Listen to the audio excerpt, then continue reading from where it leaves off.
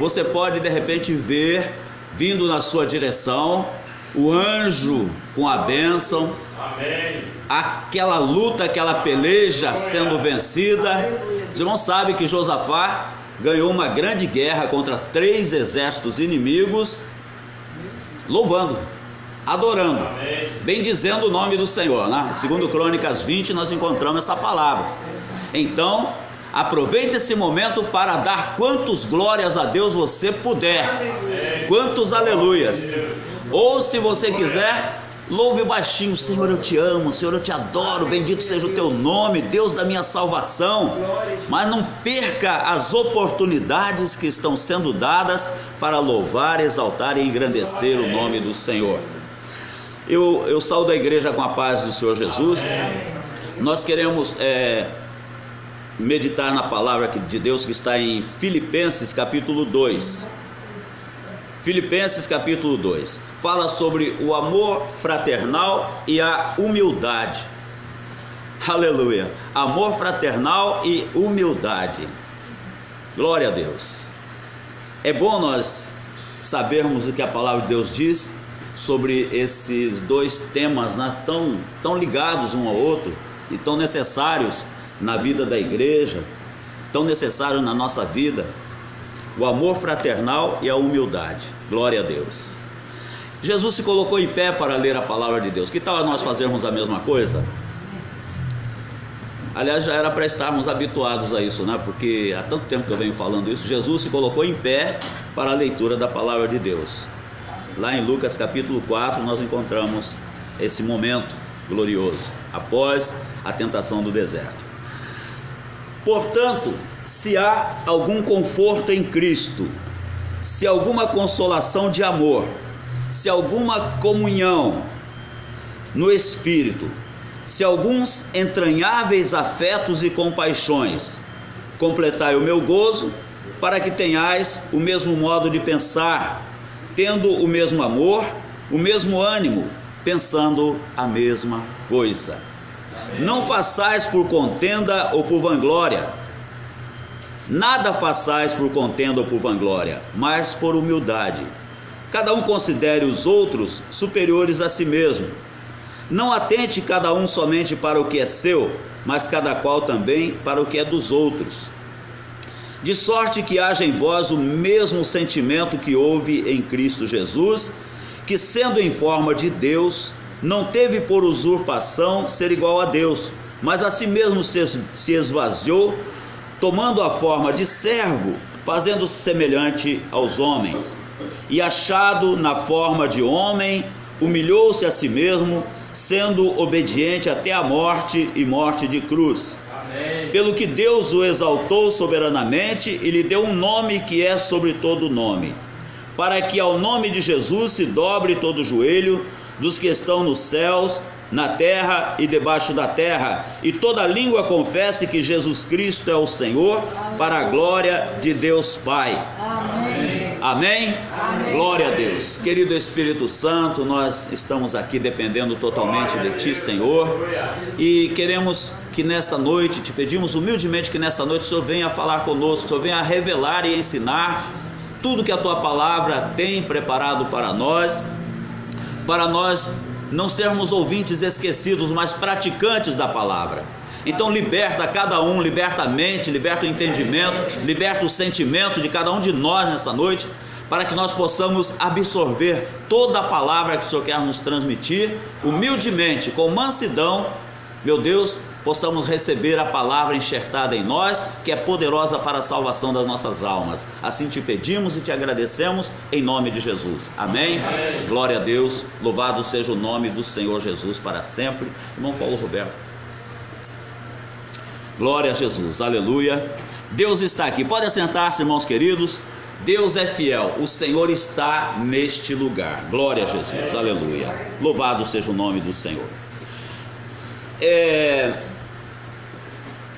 Eu ouvi recentemente uma serva de Deus, que eu chamo de matriarca, a mulher sábia, que tem assim um profundo conhecimento da palavra, e ela disse algumas palavras que ficaram ecoando dentro de mim. Ela disse assim: graça nos dá o que não merecemos, e misericórdia não dá o que merecemos.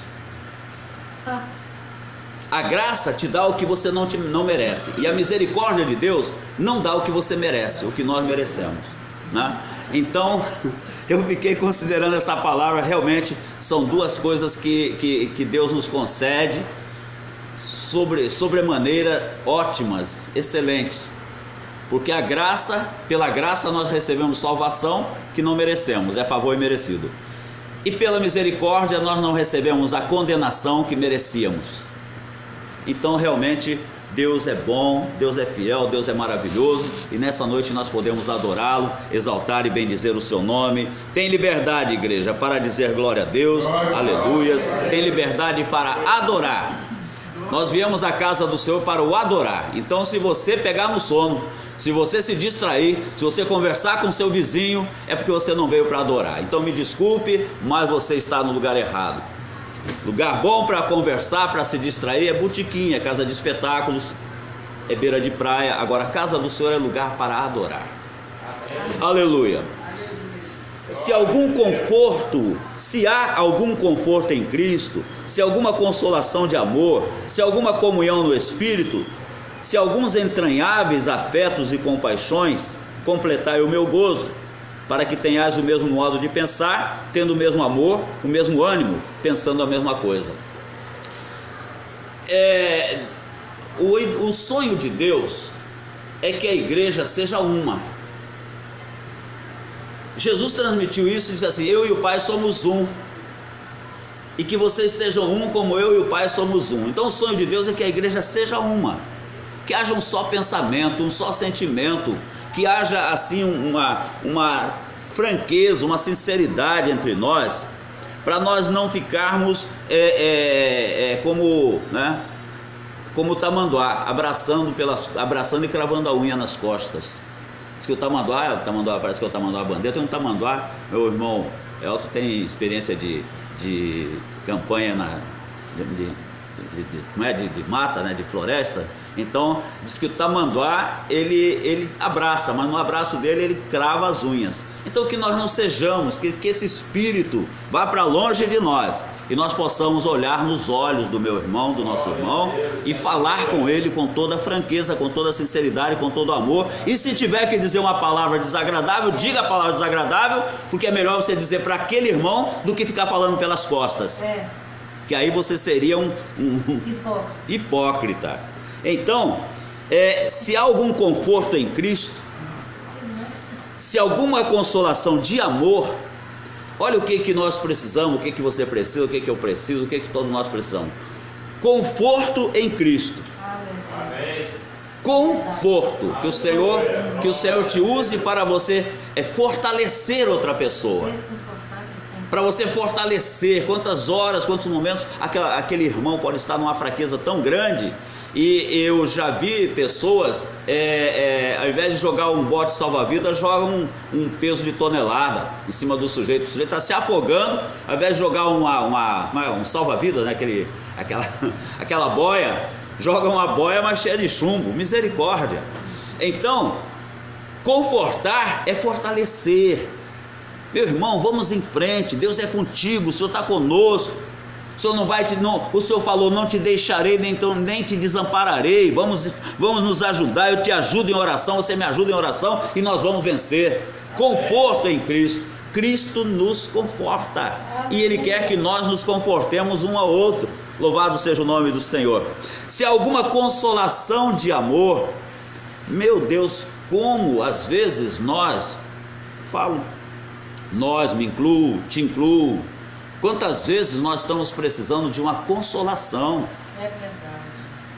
Acusação, já basta o diabo para te acusar, para me acusar. Já basta Satanás para nos acusar. Nós precisamos de consolação. Glória a Deus. Consolação de amor. Amém. Só Deus sabe a luta que você passa, só Deus sabe a luta que eu passo. Então eu não te acuso, tu não me acusa. Isso procede de Deus. Aleluia. Amém. Né? Isso procede de Deus. Consolar. Consolar, até porque o Espírito Santo é consolador. Consolador. E a Bíblia diz: consolai o meu povo. Então, consolação. Se há consolação de amor, o amor é demonstrado através da consolação. Nós demonstramos amor não é através da acusação. Você está errado, você isso, aquilo. Está certo, nós não podemos ser coniventes com o erro do nosso irmão, mas pelo menos falemos com brandura. Falemos com brandura. Porque é tão bom.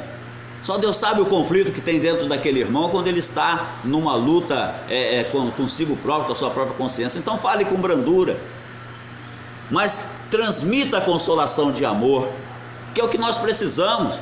Já chega o diabo para nos bater aí com toda a fúria, já chega o mundo também para nos bater. Então os irmãos em Cristo se consolam com o amor de Cristo. Aleluia, louvado seja o nome do Senhor. Uma outra coisa importante também é a comunhão do Espírito. Se alguma comunhão no Espírito, esse Espírito aqui com maiúscula significa comunhão no Espírito Santo.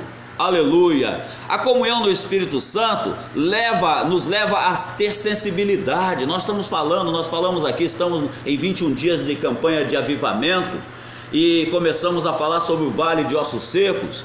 E uma das coisas importantes que eu vi ali foi o seguinte: foi a maneira como Deus tratou aquele povo dele, que estava vivo fisicamente, mas estava morto espiritualmente.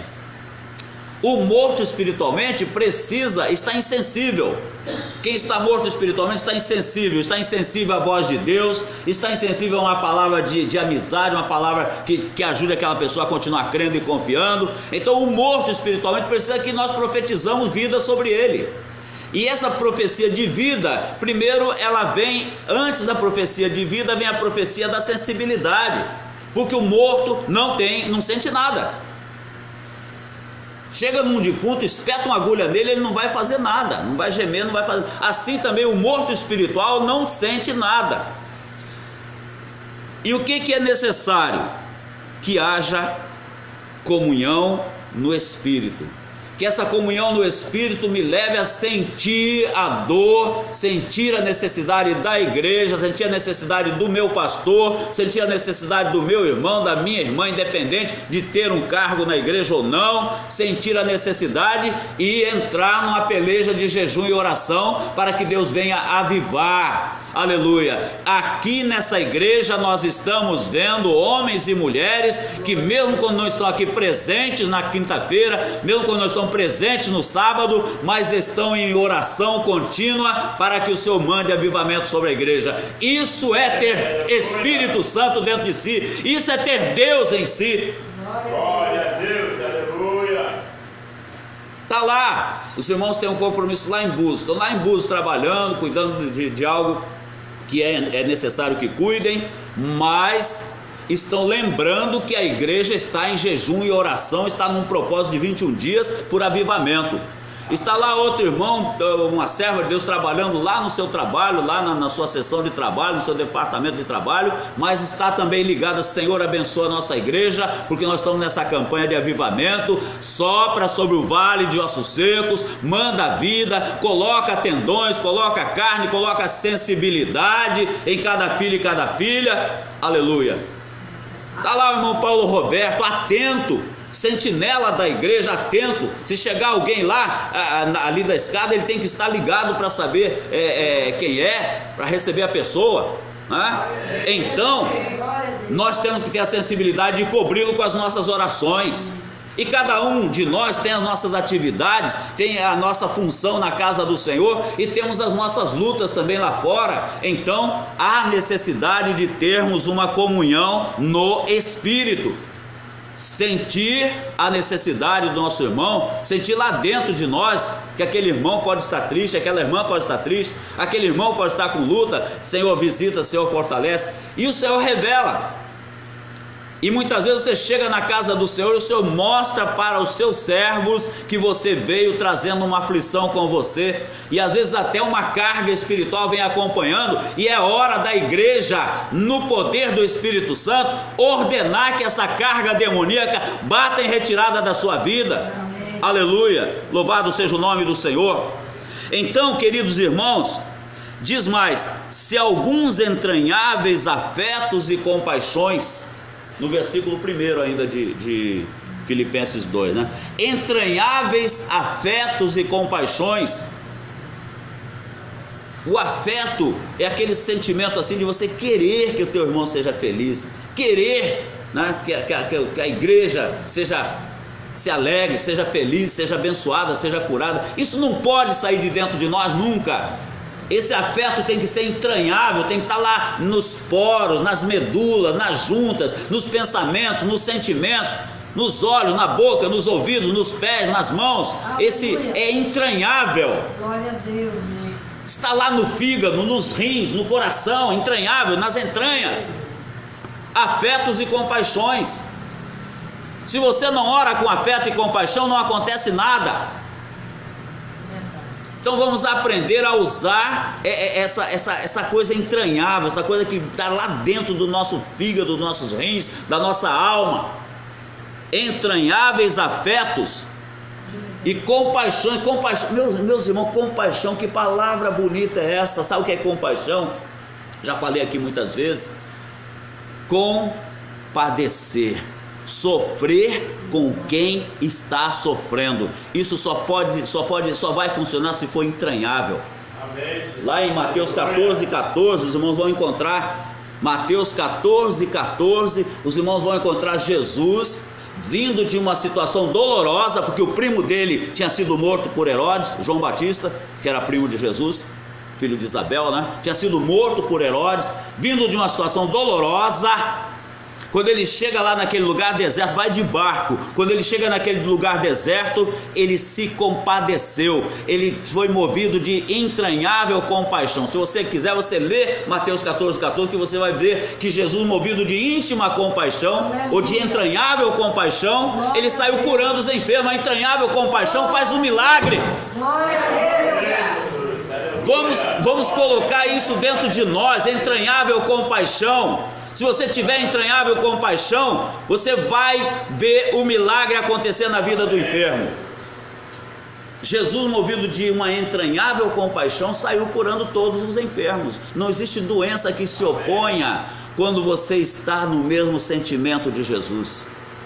Não existe problema que resista quando você veste a camisa daquele irmão, daquela irmã que está sofrendo, e você entra com ele naquela peleja.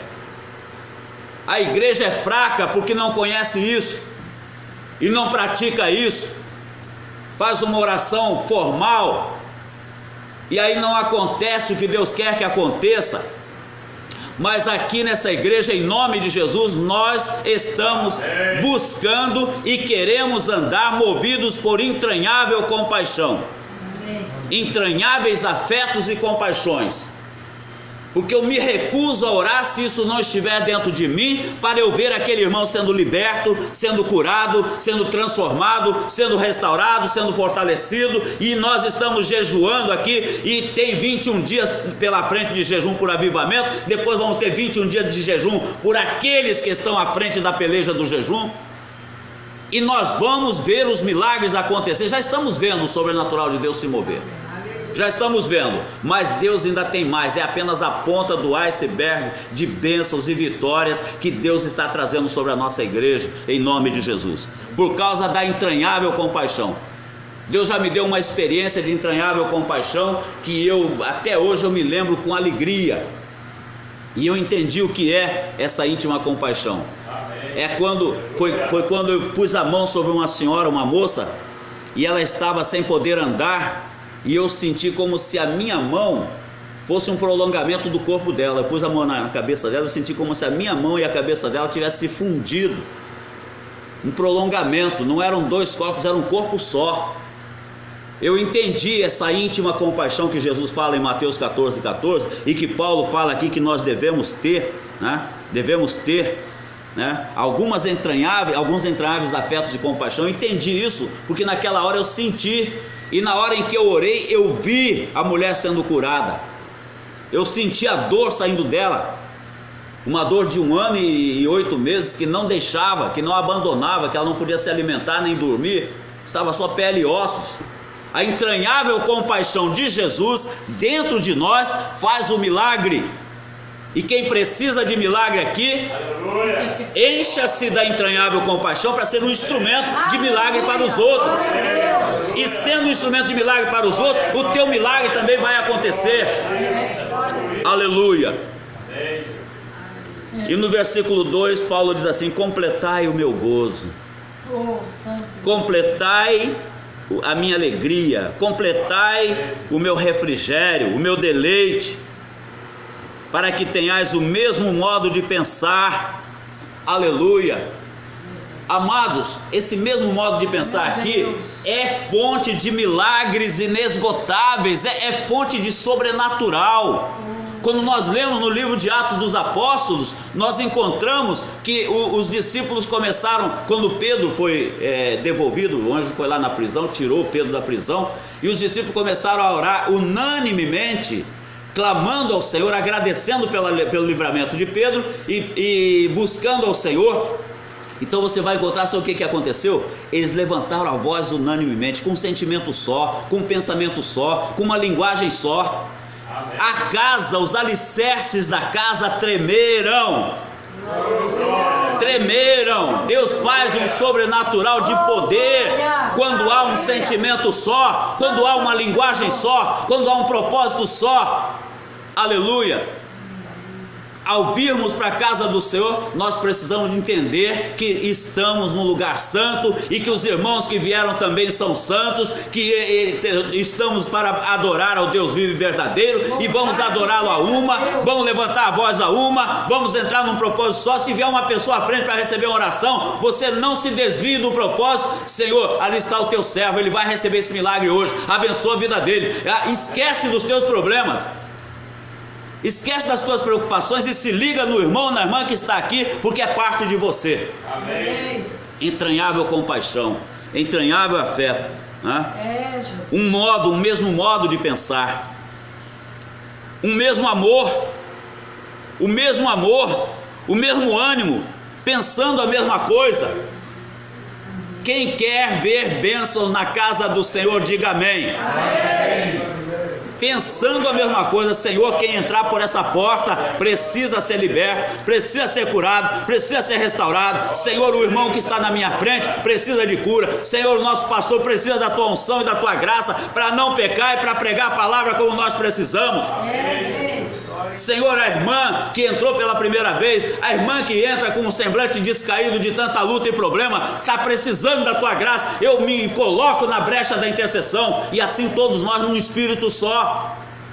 A família daquele irmão que está distante de ti precisa chegar para perto de ti. Então nós estamos nos colocando num pensamento só, numa palavra só, pensando a mesma coisa, tendo o mesmo ânimo. Aí Deus não resiste. Deus não resiste quando o coração do povo é um só.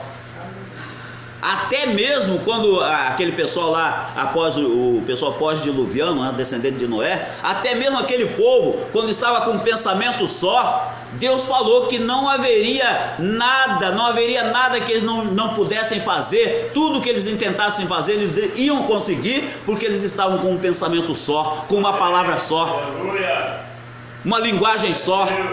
Então vamos falar a mesma linguagem, a linguagem de servir a Deus de todo o coração, a linguagem de nos amar sem hipocrisia. Amém. Glória a Deus. Deus quer fazer, Deus quer operar. Amém. Aleluia. Mas se um fermentador ruim começar a promover suspeitas de um irmão para com o outro, de uma irmã, de outro irmão, de um irmão, ou do pastor, ou da missionária, ou de quem quer que seja, começar a promover esse tipo de coisa, acabou o que Deus queria fazer. Manda fogo, Jesus. Há poder no sangue de Jesus. E nessa noite nós repreendemos todo e qualquer espírito que queira agir contra a obra de Deus neste lugar, em nome de Jesus. Fora! Aleluia! Um propósito só, um pensamento só, uma linguagem só. Versículo 3: nada façais por contenda. Nada façais por contenda. Se começa a haver contenda, se começa a haver vanglórias, começa a haver por contenda ou por vanglórias, começa a haver orgulho, começa a haver soberbas, começa a ver alguém achando que é melhor. Acabou também. Entra a linguagem de Babel. Tem misericórdia, Jesus. E na linguagem de Babel, você pede cadeira, o sujeito traz mesa ou teclado. Você pede microfone, o sujeito traz o gasofilácio, o baú da oferta. Na linguagem de Babel ninguém se entende. Aleluia. E aí não tem edificação que consiga ir à frente. A Torre de Babel parou. Até hoje está lá, acho que ainda está, com tanto bombardeio naquela área lá, não sei se ainda está. Mas até há pouco tempo ainda estava lá a Torre de Babel parada. As ruínas. Porque não tem quem construa em cima de soberba, em cima de vanglória, em cima de contenda, em cima de orgulho. Não tem quem construa nada. Nada façais por contenda ou por vanglória, mas por humildade. Cada um considere os outros superiores a si mesmo. A partir do momento em que eu começar a me considerar superior aos irmãos, eu estou prejudicando a obra de Deus, estou prejudicando o meu ministério, estou prejudicando a vida dos irmãos. A partir do momento, né? E se alguém se achar superior a mim, está fazendo a mesma coisa, pior ainda. Porque lá em Hebreus capítulo 13 fala que devemos obedecer aos nossos pastores, porque eles vão de dar conta de nossas almas. Não atente cada um para o que é seu, mas cada qual também para o que é dos outros. Se alegre quando vê o seu irmão sendo abençoado. Interceda para o seu irmão ser abençoado.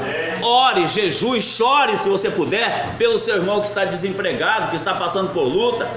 Deus vai libertar, se for pressão maligna, se for alguma maldição, Deus vai quebrar, já quebrou na cruz do Calvário. Deus vai libertar se a pessoa tiver alguma coisa dentro dela de orgulho, de soberba, de presunção, algum tipo de opressão, vai sair em nome de Jesus e a bênção vai entrar na vida daquela pessoa. Então não atente cada um para o que é seu, mas cada um também para o que é dos outros. De sorte que haja em vós o mesmo sentimento que houve em Cristo Jesus. Temos que pensar nisso, que haja o mesmo sentimento que houve em Cristo Jesus. Não podemos abrir mão disso.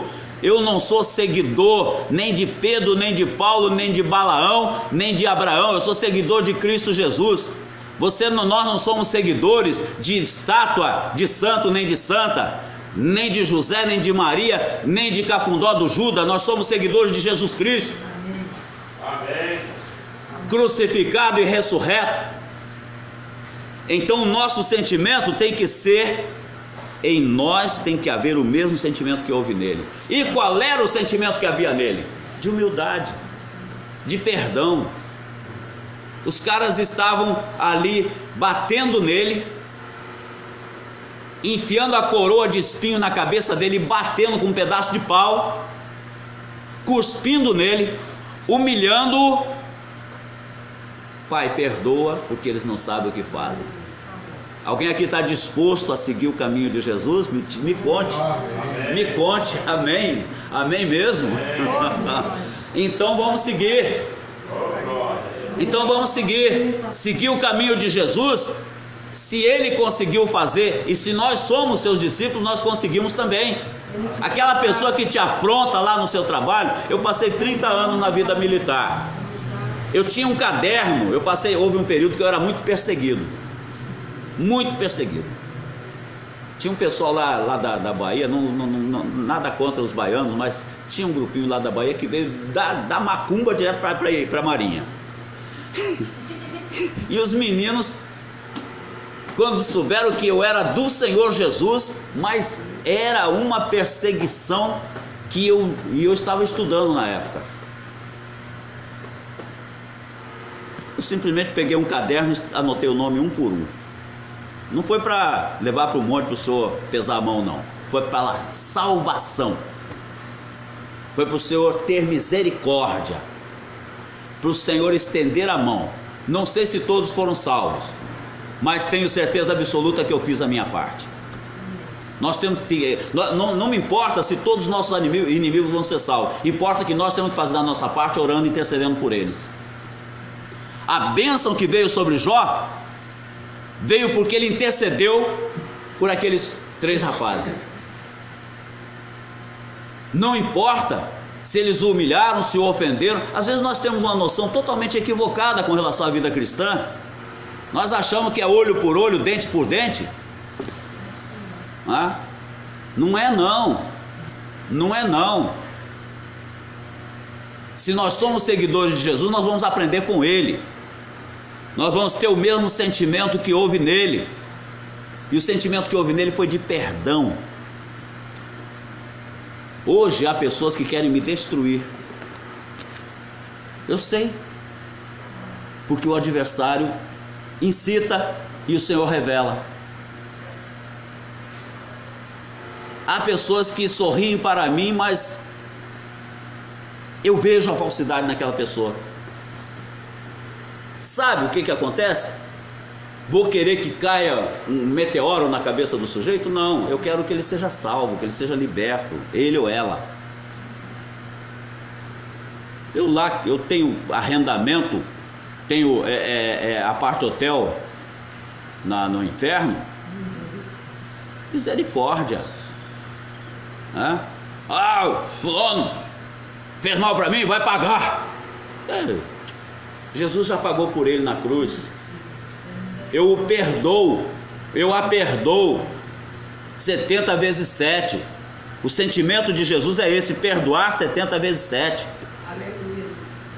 Esse é o sentimento da cruz. Haja em vós o mesmo sentimento que houve em Cristo Jesus. Começa a perdoar, chega essa noite em casa, ou agora mesmo, enquanto nós oramos, começa a liberar perdão àquelas pessoas que te magoaram, que procuraram o teu mal. Não guarde essa coisa ruim dentro de você, porque o maior prejudicado não é aquela pessoa, o maior prejudicado é você. O maior prejudicado, quando nós guardamos alguma amargura, algum ressentimento, alguma lembrança ruim do passado de pessoas que nos magoaram, o maior prejudicado somos nós. Quem adoece primeiro é quem guarda o amargo, quem guarda o sentimento ruim. Depois pode ser que venha alguma consequência ou não na vida daquela pessoa. Se ela se converter, se arrepender, eu fico amargando sozinho. Então é sábio termos o mesmo sentimento que houve em Jesus Cristo. Feche os seus olhos. Amém. Pai maravilhoso e santo, em nome de Jesus, meu Deus, em nome de Jesus eu oro a Ti neste momento e Te peço, meu Deus, meu Pai, que o Senhor venha abençoar nossas vidas, que essa palavra, Pai, ela encontre eco em nossos corações, que nós não sejamos apenas ouvintes esquecidos, mas praticantes da Tua palavra, meu Pai, porque eu sei que tem bênçãos que estão sendo retidas na vida de filhos e filhas que estão aqui nessa noite, tem bênçãos que estão retidas na vida dos familiares dos Teus servos que estão aqui nesta noite, porque não houve um perdão verdadeiro. Muitas vezes, Pai, aquela dor, aquela tristeza, o inimigo reacende na nossa lembrança para que nós não consigamos sentir o perdão, o Teu perdão, sentir a Tua graça, sentir a Tua misericórdia.